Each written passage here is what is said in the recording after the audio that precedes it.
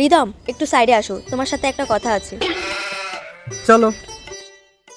তুমি 2 বছর আগে যে 200 টাকা ধার নিয়েছিলে সেটা আমার এক্ষুনি চাই। আমি তোকে কোনো টাকা ফেরত দিতে পারবো না। আর এখন আমার গার্লফ্রেন্ডের সামনে কোনো নাটক করলে তোর বাপকে গিয়ে বলে দেবো তোর বয়ফ্রেন্ডের কথা। যা ভাগ।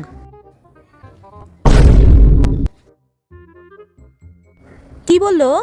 একে যদি বলি একটা মেয়ের কাছ থেকে 200 টাকা ধার নিয়ে ফেরত দিনি তাহলে বেইজ্জত হয়ে যাবে। কি বলা যায় আইডিয়া? আরে পাগল শালা, বলে কিনা কাল তোমার গার্লফ্রেন্ডকে অন্য একজনের সাথে দেখলাম। কি? এটাই বলেছে তোমাকে? দাঁড়াও, আমি একটু শুনে আসি। শোনো।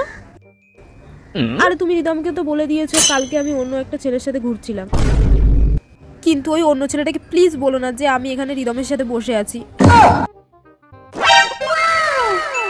ঠিক আছে, তার জন্য টাকা লাগবে 2000। দুই না, তুমি এই 3000 টাকা রাখো, কিন্তু প্লিজ ওকে কিছু বলো না। ইয়েস।